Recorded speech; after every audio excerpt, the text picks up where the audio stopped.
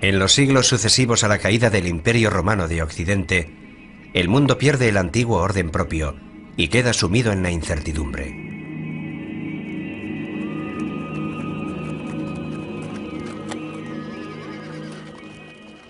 La fe religiosa se convierte en el único punto de estabilidad en este mundo tan inestable. Y a los seres humanos de la Edad Media solo les queda confiar en ella, en su búsqueda de consuelo y esperanza.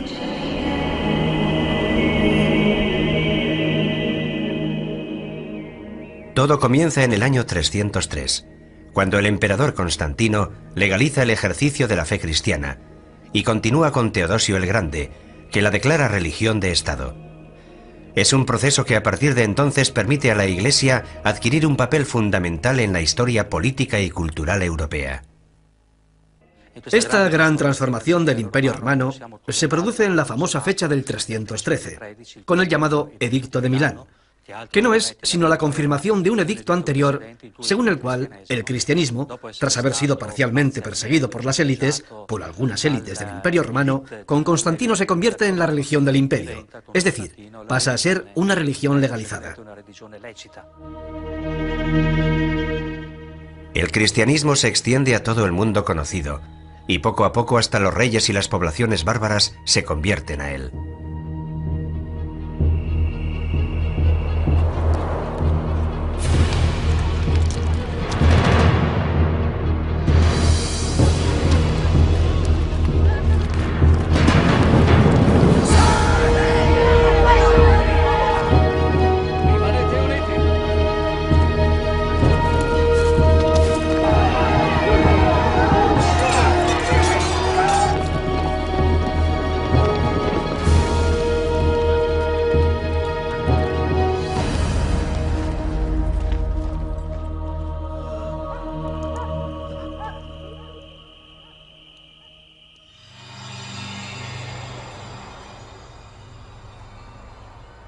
Se mueve en una realidad en la que conviven lo visible y lo invisible, y lo sobrenatural irrumpe con mucha frecuencia en la vida cotidiana.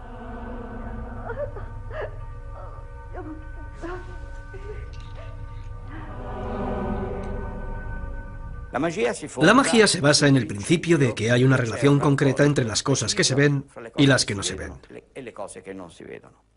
Que las cosas que no se ven están animadas por fuerzas espirituales y que existe la posibilidad de entrar en contacto con estas fuerzas.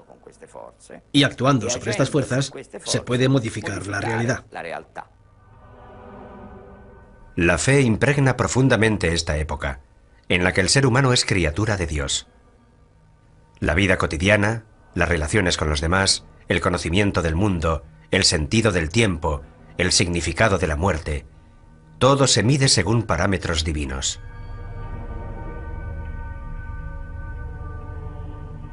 En las zonas rurales se mantienen los rituales propiciatorios y las prácticas animistas, signos de la unión ancestral con la tierra.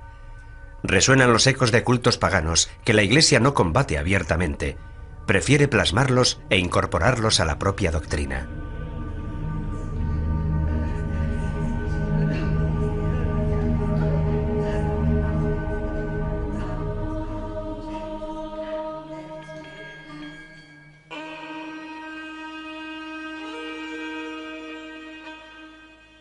En el siglo XII nacen las universidades, que se convierten en nuevos puntos de referencia culturales. Son frecuentadas por religiosos, pero no solo se dedican al estudio de la teología. El derecho, la medicina y las ciencias adquieren un creciente espacio y aportan nuevas reflexiones sobre el ser humano. Un ser humano errabundo, el medieval, que viaja por la tierra consciente de lo efímero de su existencia, comparada con la vida eterna que le espera en el más allá.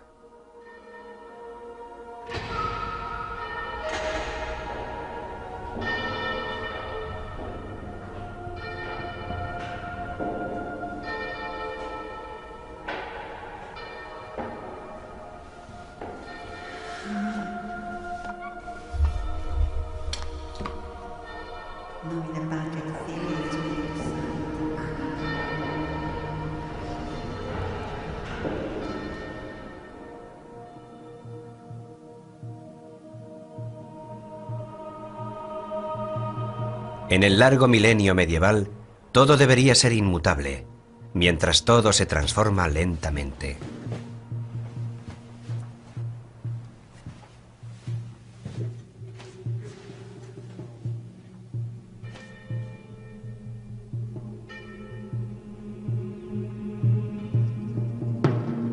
En un mundo turbulento que no ofrece puntos de referencia seguros, la respuesta a las crecientes exigencias espirituales del ser humano se encuentran en las formas de vida ascética y monástica, que ya estaban presentes y extendidas en Oriente a finales del tercer siglo.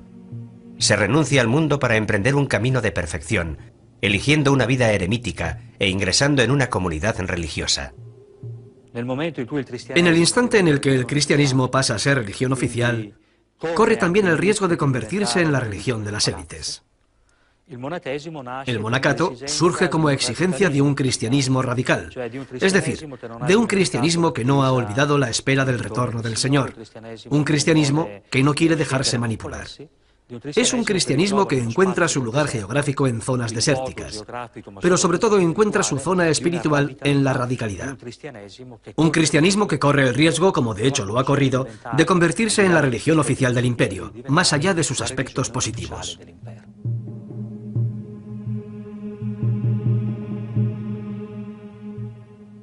Si la fuga solitaria hacia el desierto multiplica las formas espontáneas de experiencia de Dios, la opción monástica ciñe esas mismas aspiraciones a unas reglas muy concretas, obligándola a una rígida disciplina. Que nadie se arriesgue a dar o recibir cualquier cosa sin el permiso del abad. Ni piense que tenga nada propio, absolutamente nada, ni un libro, ni un cuaderno o una hoja de papel, ni mucho menos un lápiz, puesto que a los monjes ya no les permiten disponer libremente ni de su propio cuerpo, ni de su propia voluntad.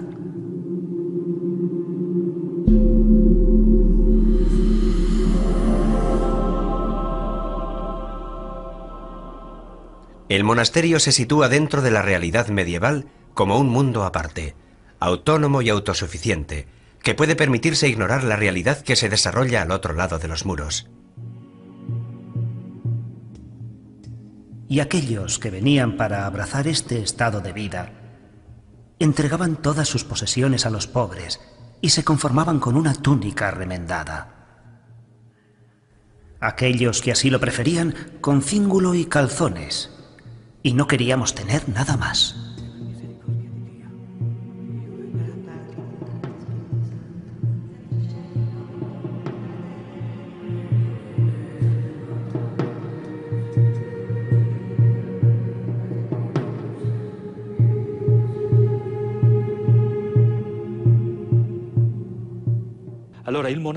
El monasterio es un intento de crear una pequeña comunidad cristiana completamente autónoma intramuros, donde se pueda ejercer, donde se pueda vivir plenamente la opción de vida cristiana. La regla más difundida es la formalizada por San Benito de Nursia en la primera mitad del siglo VI. Ora et labora. Junto a la oración también tiene cabida el trabajo, ya sea el trabajo manual que se desarrolla en la huerta del monasterio o el intelectual que se desarrolla en la biblioteca y en el scriptorium. La vida cotidiana y las tareas del monje quedan establecidas hasta el mínimo detalle en la Santa Regla: las oraciones, las lecturas, las comidas y el trabajo. Cuando hablamos de monaquismo, en Occidente el nombre que nos viene a la mente es el de Benito de Nursia. Benito de Nursia vive entre el 480 y el 546.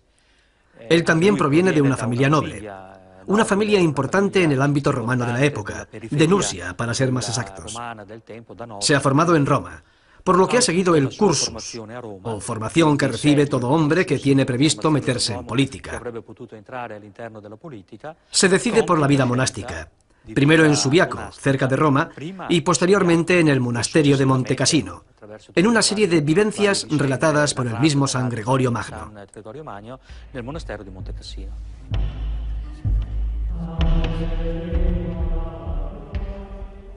Pero si hubiera alguien tan negligente y holgazán que no quisiera o pudiera leer o estudiar, que le den cualquier tarea que hacer, para que no permanezca ocioso.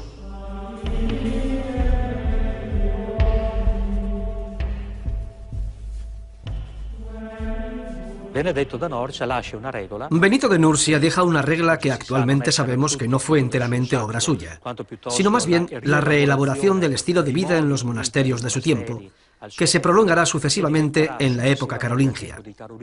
Por tanto, nos encontramos ya hacia el siglo IX.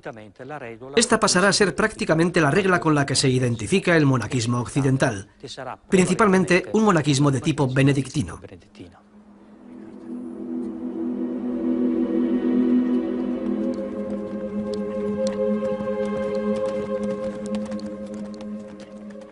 ¿Cuál era la importancia de la regla de San Benito?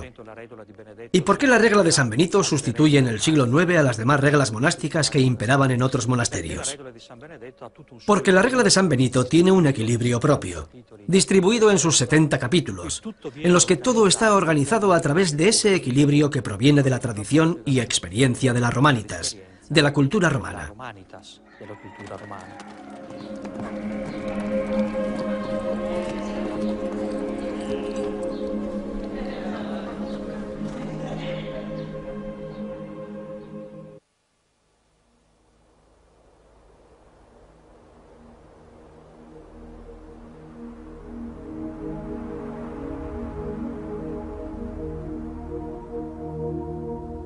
Mientras los monjes buscan su vida elitista de perfeccionamiento y huida de las cosas terrenales, la Iglesia institucional se reafirma ya desde el siglo V como sujeto político fundamental y como presencia firme y estable en el panorama cambiante de la Edad Media. El ordenamiento de la Iglesia, calcado de las estructuras administrativas romanas, también se mantiene tras la caída del Imperio Romano. La figura de referencia para las comunidades de fieles es el obispo.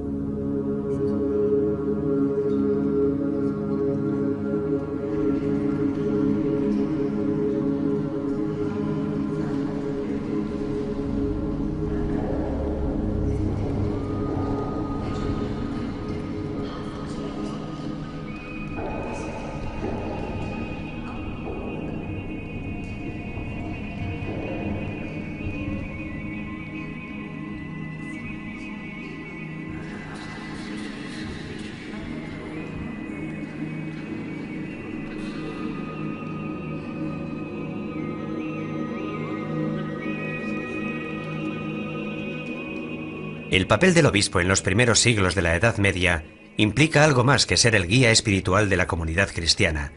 Está dotado de poderes civiles y, más genéricamente, políticos. Duomo, que significa catedral, deriva del latín domus, la casa del obispo, también llamada catedral porque el obispo tiene una cátedra.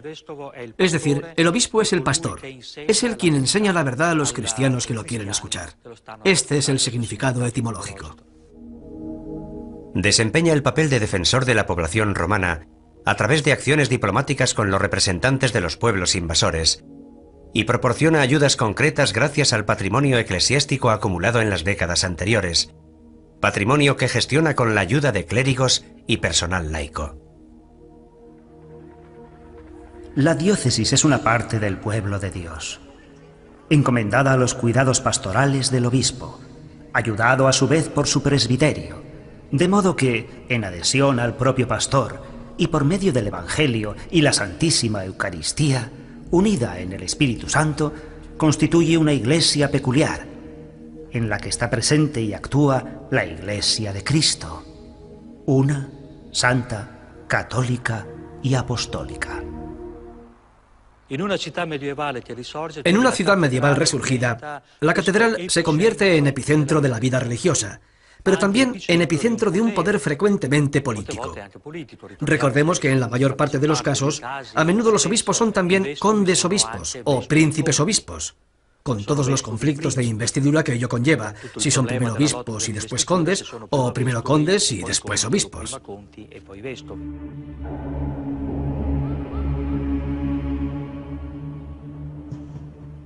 Desde finales del siglo VI, la administración civil y la religiosa establecen una intrincada relación mutua. La Iglesia, con sus representantes en el territorio, se convierte en opositor político y psicológico de otras formas de organización social y se erige a sí misma como heredera del desaparecido Imperio Romano. Los obispos, que en muchos casos desempeñan funciones civiles, se distancian progresivamente del papel de hombres de la Iglesia y se unen al rey, al emperador o a los señores locales.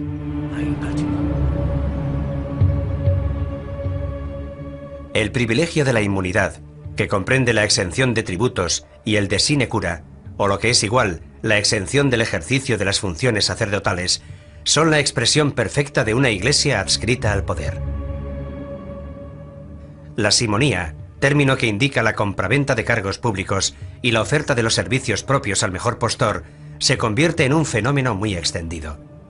Asimismo, el nicolaísmo, es decir, la práctica común de los sacerdotes de casarse, suscita las críticas de aquellos que preferirían que los eclesiásticos volvieran a un estilo de vida y un ejercicio de las funciones espirituales más auténticos.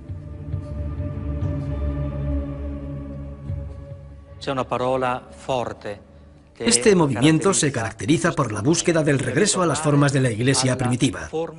Esto quiere decir que la consigna que impregna estos movimientos provocará su desencuentro con la Iglesia oficial, por lo que acabarán siendo declarados heréticos o no reconocidos. Es el regreso a las formas de la Iglesia primitiva. ¿Y cuál es la característica principal de la forma de la Iglesia primitiva? La de ser pobre. Gregorio VII es el Papa de la Reforma. Su Dictatus Papae del año 1075 pretende el retorno de la Iglesia a sus funciones de ejemplo y guía cristiana y reafirma la superioridad del sumo pontífice por encima de las demás autoridades terrenales. Tras las reformas gregorianas, el desencuentro es inevitable. La lucha entre el emperador Enrique IV y el Papa Gregorio VII por las investiduras de los obispos oculta otros problemas de índole más general, como quién es el verdadero heredero de Roma, qué figura puede aspirar a desempeñar un papel completamente universal y dónde están los límites entre el poder de la Iglesia y el poder del Estado. Es una pugna entre el poder espiritual y el poder temporal.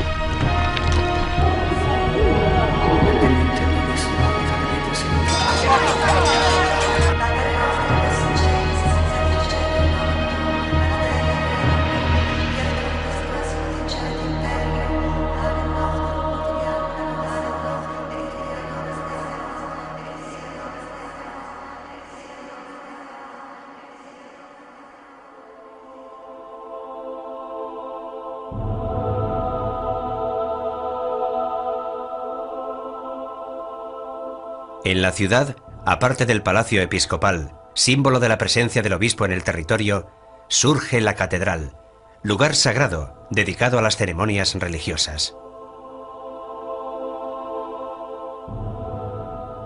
Desde la lejanía, con sus transeptos y sus torres, se asemeja a una poderosa nave que zarpa hacia un largo viaje. Toda la ciudad puede embarcar sin temor en sus robustos laterales. La catedral, como el campo o el bosque, tiene su ambiente, su aroma, su luz, sus claroscuros, sus sombras. Su rosetón parece el propio sol. Saboreamos su profunda paz.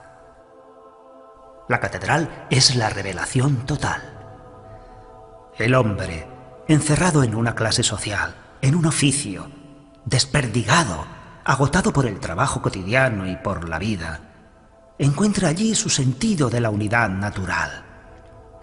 Encuentra allí el equilibrio y la armonía.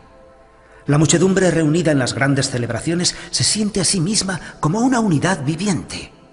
Los fieles son la humanidad. La catedral es el mundo. Y el Espíritu de Dios llena durante un tiempo al hombre y a la creación. Las iglesias siguen siendo lugares de reunión religiosa. Las iglesias se convierten en zonas de sepultura, sobre todo de las familias nobles. Son lugares donde la vida y la muerte, tiempo y eternidad, siguen entrecruzándose y entretejiendo una estabilidad mucho menos neurótica que la que vivimos nosotros en nuestros días. Ellos viven este entramado, este bosquejo del transcurso del tiempo, su significado y sus relaciones. Y todo esto sucede en un lugar con una profunda caracterización religiosa. Nosotros hemos perdido esta percepción. Tal vez uno de nuestros problemas hoy en día sea, cuando vienen los visitantes por interés o curiosidad turística, cómo lograr darles los códigos interpretativos sobre estas arquitecturas o sobre estas series de pinturas o esculturas que contemplan. Ya no son capaces de interpretarlos en el significado original del código, el que tenía inicialmente, porque han cambiado los modelos interpretativos.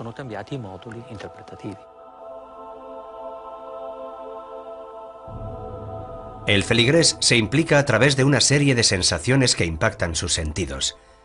La vista se detiene en el desarrollo de la ceremonia y las decoraciones pictóricas y ornamentales de las paredes. El olfato está estimulado por el olor a incienso. El oído se estremece por las palabras leídas y declamadas en latín, una lengua incomprensible para los fieles, pero también por la música y los cantos.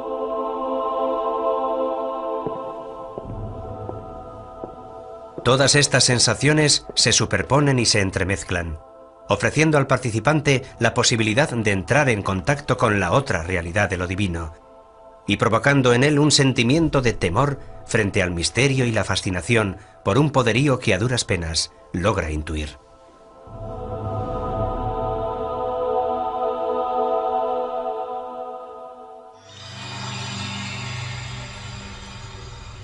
En la Edad Media la catedral es un lugar abierto, donde tiene lugar una amplia serie de momentos colectivos, como las reuniones de las autoridades, las ceremonias de entrega de títulos honoríficos, las asambleas de asociaciones ciudadanas o la recepción de importantes personalidades extranjeras. Fuera de la catedral se extienden espacios abiertos, a menudo los únicos de la ciudad medieval, atrapada en su maraña de callejuelas y angostas vías. En la plaza, lugar de socialización y encuentro, se desarrollan también las grandes predicaciones de los oradores que arengan a la multitud desde un tablado construido para la ocasión. Bajo el pórtico de la iglesia no es infrecuente que se coloquen puestos de notarios, cambistas y mercaderes, con la esperanza de que se vean obligados a ser honrados, dada la cercanía del lugar sagrado. Estos espacios de socialización de noche también pueden convertirse en puntos de encuentro para citas clandestinas, sobre todo en los apartados cementerios, siempre que no haya temor a molestar el sueño de los muertos que allí reposan.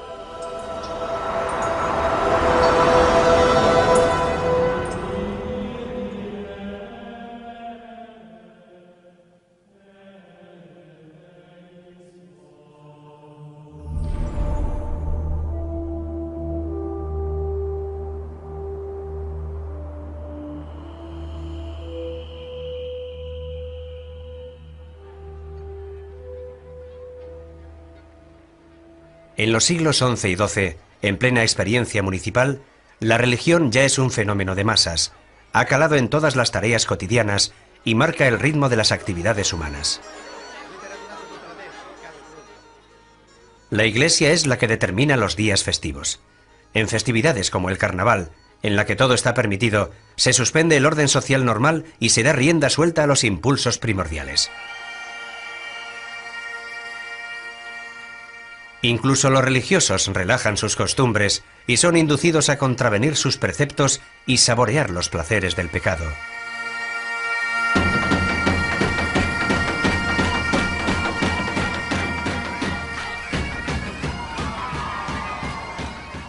El carnaval es la fiesta en la que puede pasar de todo.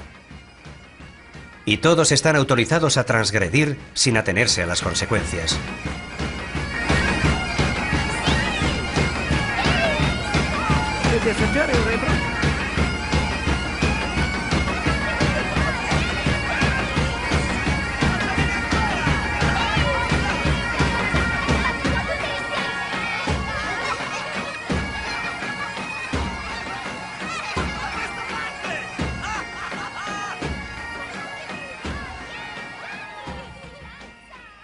Es el modo en el que la Iglesia y la sociedad ofrecen un espejismo de libertad a la plebe sometida.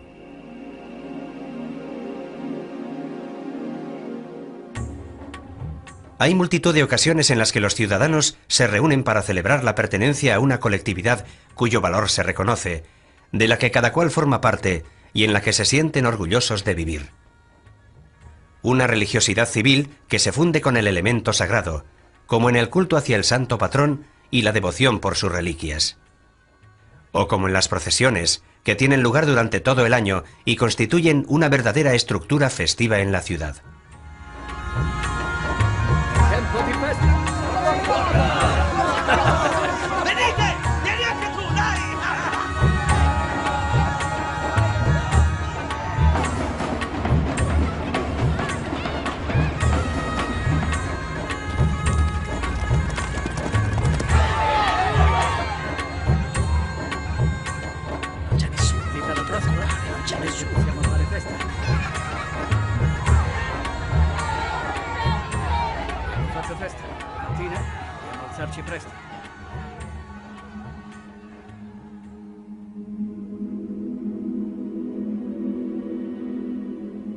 La transmisión de la cultura también se realiza a través de la óptica religiosa. Habrá que esperar a los últimos siglos de la Edad Media para la reafirmación de las escuelas laicas. En el siglo XII nacen las universidades, que se convierten en nuevos puntos de referencia culturales. Muy pronto cada universidad se hace famosa al destacar en una materia específica, como Salerno en medicina y París en teología y filosofía. La Universidad de Bolonia, la primera en ser reconocida oficialmente en Europa en 1158, muy pronto adquiere renombre por su facultad de Derecho. Y un grupo de estudiantes y catedráticos del Studium Bolognés, en conflicto con las autoridades ciudadanas, fundan una nueva sede universitaria en Padua, donde las escuelas laicas y eclesiásticas ya existentes animan una rica vida cultural. En la cultura medieval se pueden distinguir dos grandes corrientes que animan la universidad de la época. Está la corriente parisina, que es básicamente filosófica y teológica, y está la corriente que surge de Oxford, pero también de Padua. Padua es una filial de la Universidad de Bolonia, que era una universidad donde fundamentalmente se estudiaba Derecho.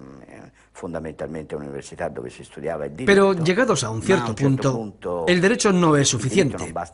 Algunos profesores, algunos doctores de la Universidad de Bolonia se distancian y se van a Padua, a un ambiente que evidentemente era más tranquilo, más seguro y más libre, porque el ayuntamiento de Bolonia estaba sujeto, si bien indirectamente, al poder político del pontífice de Roma, mientras que el ayuntamiento de Padua se regía de una manera laica, por así decirlo.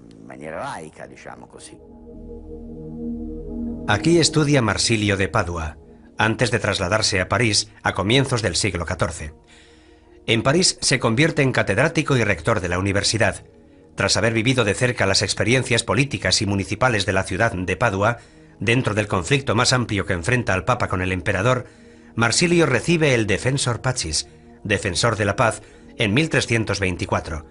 En esta obra elabora una profunda reflexión sobre el estado y la naturaleza de la autoridad.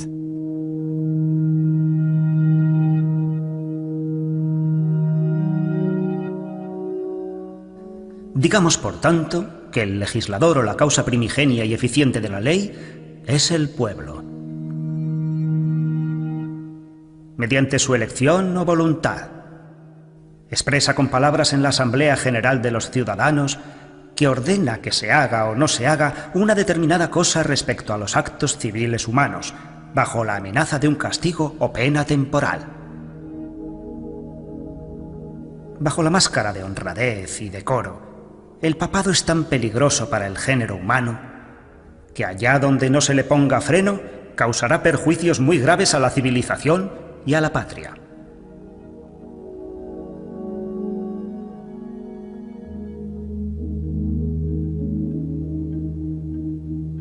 Las universidades se expanden por toda Europa e inmediatamente luchan por asegurarse una autonomía cultural y organizativa. Constituyen asambleas con cargos directivos y con poder de decisión, eligiendo al rector dentro de su cuerpo estudiantil. Enseguida estos centros de estudio atraen alumnos y profesores de toda Europa, lo que da testimonio de la gran movilidad de la época, pese a las dificultades y peligros de los viajes. Naturalmente, la lengua común es el latín. También surgen grupos de estudiantes universitarios pobres y vagabundos que van de universidad en universidad, aunque son más bien asiduos de tascas y tabernas, anticonformistas que cantan las bondades del vino, el juego y el amor, y que huyen de la encorsetada sociedad de la época.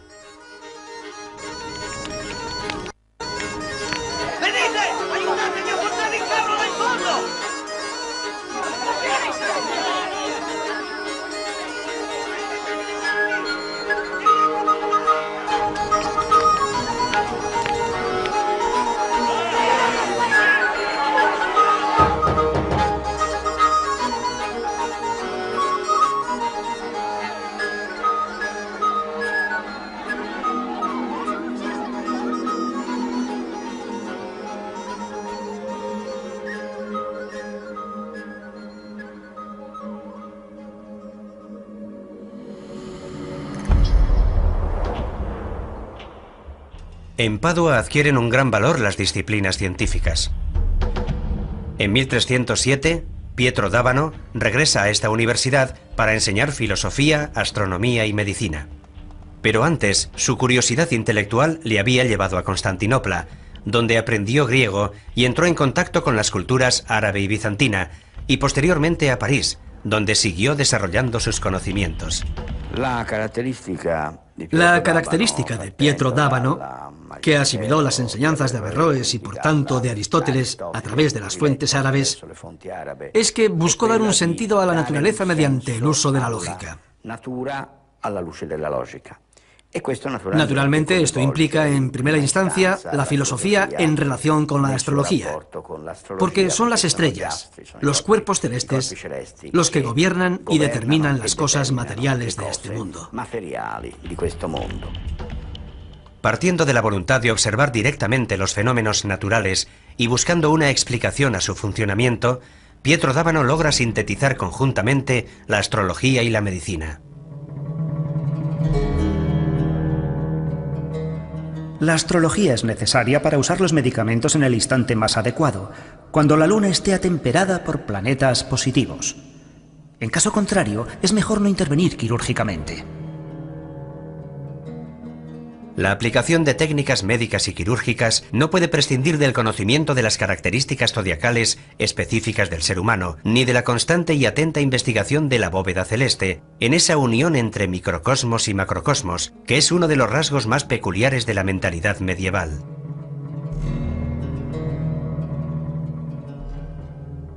Si uno toma un purgante cuando la luna está en conjunción con Júpiter, su eficacia disminuirá. De igual modo, intervenir con instrumental quirúrgico en la zona enferma mientras la luna se encuentra en el signo del órgano enfermo es una cosa horrible. Pietro d'Abano non è affatto il solo. Pietro d'Abano no está solo. Toda la Europa de la época está entusiasmada ante los conocimientos importados a través del mundo árabe y judío, que aciertan de lleno en un problema extremadamente práctico y concreto en la realidad.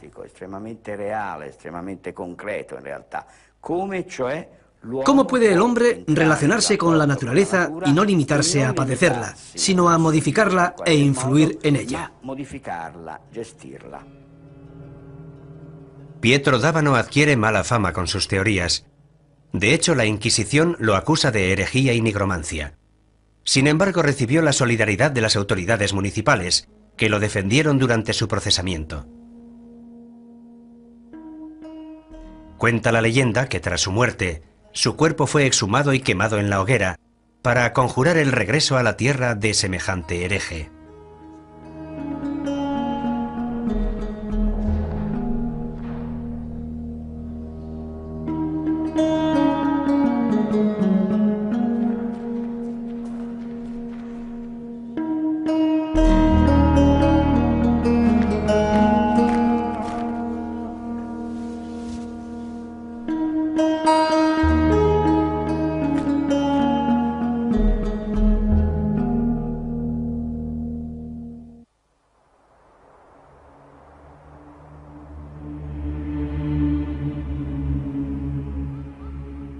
En el renacimiento intelectual del siglo XII, Occidente muestra una renovada atención por las prácticas astrológicas, consideradas como una síntesis entre ciencia y magia, y también por la astronomía, que junto con la alquimia alcanza un gran auge en Europa gracias al contacto con la cultura árabe, a pesar de los recelos de las autoridades religiosas, que ven en ellas una peligrosa afinidad con la magia.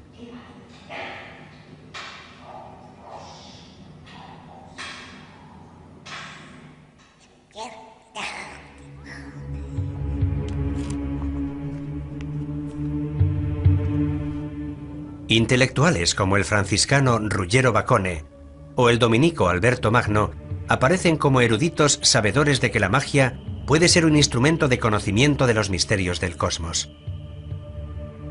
Se produce una revalorización de la magia como técnica al servicio de los objetivos prácticos del ser humano. Es una tendencia cultural que distingue entre la magia buena y natural, la que busca descubrir los secretos de la propia naturaleza, y la magia negra, ceremonial y demoníaca.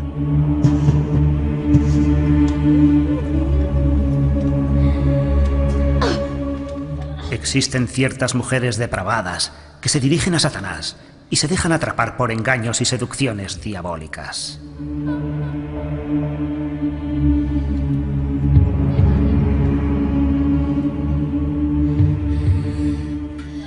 Creen y aseguran cabalgar por la noche a lomos de ciertas bestias en pos de Diana, diosa de los paganos, y en compañía de otras mujeres. Afirman que atraviesan amplios territorios, amparadas por el silencio de la noche, obedecen sus órdenes y algunas noches el diablo las llama a su servicio. La bruja es la mujer que elabora pociones mágicas, filtros de amor o venenos, y que se transforma en otras cosas. Se puede convertir en ave nocturna, puede matar a niños, incluso provoca abortos. Esta es la imagen general de las brujas. Las brujas, cuando eran procesadas por la Inquisición, siempre estaban acusadas de haber matado a niños, de haber robado su manteca para elaborar ungüentos milagrosos, ungüentos mágicos, y también de tomar parte en fiestas nocturnas, diabólicas, lo que nosotros conocemos como aquelarres, y de fornicar con el demonio. Las estructuras mentales paganas persisten agazapadas bajo una adhesión superficial a la nueva religión, en la que la adoración de los santos y sus reliquias mantiene una ancestral relación con lo sagrado, lo arcano, lo desconocido. Pero quiera el cielo que solo sean ellas las que hayan sucumbido a sus falsas creencias, y que no hayan arrastrado a otros muchos a la perdición de sus almas. Tanto es así que muchos se han dejado convencer por estos engaños, y creen que todo aquello es verdad. De este modo se alejan de la verdadera fe y cometen los errores de los paganos. y creen que aparte de nuestro único Dios, existen otros dioses o divinidades.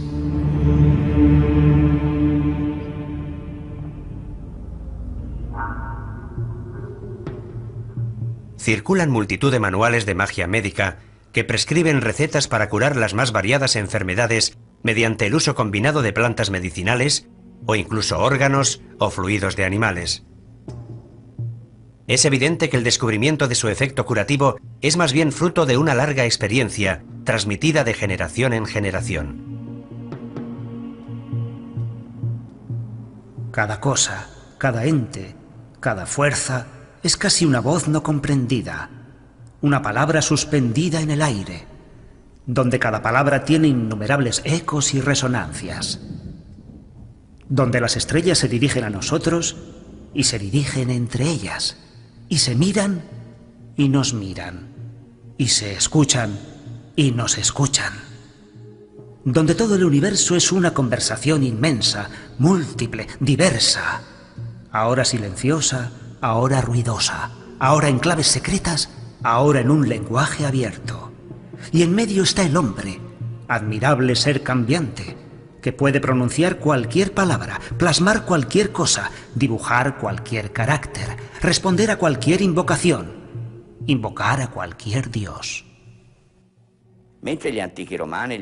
Los antiguos griegos y romanos creían efectivamente que mediante la posibilidad de entrar en contacto con los espíritus que dan vida al mundo y son invisibles, se entraba en contacto con un lenguaje singular, compuesto de palabras, signos, cantos, colores, sonidos, olores. O sea, el ritual mágico. A través de esto, los antiguos creían que realmente se podía modificar la realidad. Los judíos, los cristianos y los musulmanes no pueden creer en esto porque la realidad es voluntad de Dios. La realidad se ve en lo creado. Dios es el único dueño de la creación. Los hombres, aunque tengan la capacidad del conocimiento, no pueden doblegar la voluntad de Dios. Solo Dios gobierna los espíritus. Pero incluso el judaísmo y el islam tienen sus herejes. Y en el transcurso del siglo XII empiezan a circular rituales de origen judío o de origen musulmán que enseñan a dejarse guiar por los espíritus y a obtener lo que se desea dejándose llevar por los espíritus. Una práctica específica es la nigromancia, que consiste en la invocación a los demonios, un terreno extremadamente peligroso, en contacto con los poderes sobrenaturales.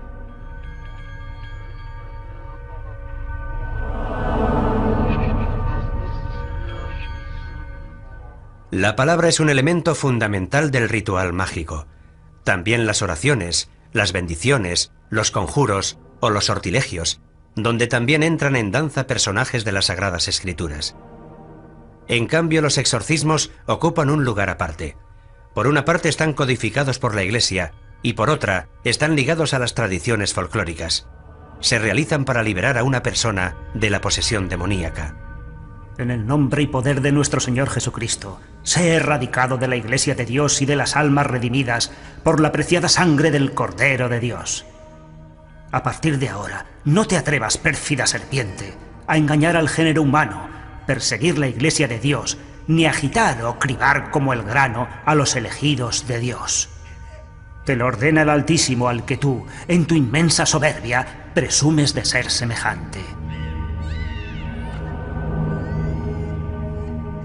En el nombre y poder de nuestro Señor Jesucristo, te exorcizamos, espíritu inmundo, poder satánico, invasión del enemigo infernal, legión, reunión y secta diabólica.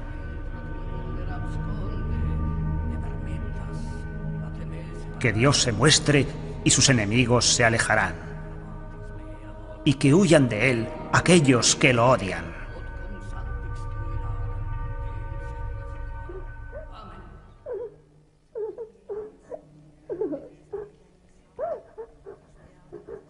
Así como el humo se desvanezcan ellos. Así como la cera se derrite al fuego, sucumban los pecadores a los ojos de Dios.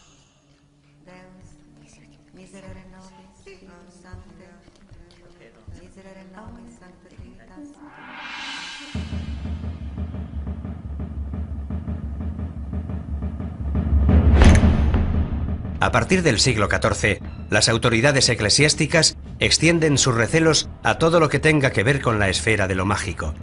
Se plantean nuevos problemas teológicos, como el del libre albedrío, allí donde el refinamiento de la astrología parece proponer una especie de determinismo cósmico al que el ser humano está sometido. Avanza la idea de que la magia tiene efectos reales y que todas sus diferentes prácticas están relacionadas con el diablo.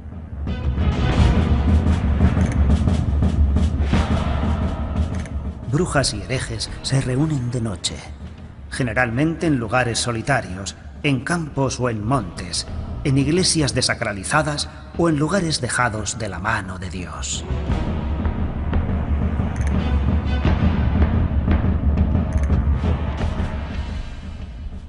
A partir de mediados del siglo XIII, la Inquisición o el juicio del hombre sustituye al juicio de Dios. Tras haber renunciado a la fe cristiana, profanado los sacramentos y rendido pleitesía al diablo, todo lugar frecuentado y bien iluminado se torna inhóspito para ellos. La Iglesia se defiende. Y la Iglesia de aquella época está estrechamente ligada a la sociedad de aquella época. Hay una relación por la que la Iglesia también posee poderes civiles y sociales. Y la sociedad de la época está muy unida a ella. Lo que para la Iglesia es una herejía, también puede ser un delito para la sociedad civil. Llegado el momento, la Iglesia se defiende instituyendo una serie de tribunales que de hecho serán los tribunales de la Inquisición. Al principio estos tribunales, que solo deben decidir la heterodoxia o la ortodoxia de los acusados y nada más, están dirigidos por los obispos. Pero entregar a los obispos este poder evidentemente implica aceptar que las diócesis se hagan con una importante autonomía. Este no es el proyecto de la Santa Sede, no es el proyecto de la sede romana. Es entonces, a partir de principios del siglo XIII, con el gran Inocencio III, cuando la Inquisición pasa de ser episcopal a ser pontificia. En 1278, más de 200 cuerpos arden en la arena de Verona. La noche se ilumina de repente con el fuego purificador.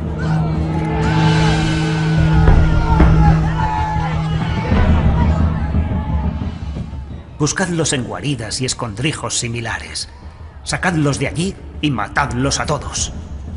Dios reconocerá a los suyos. De este modo caiga el admirable castigo divino.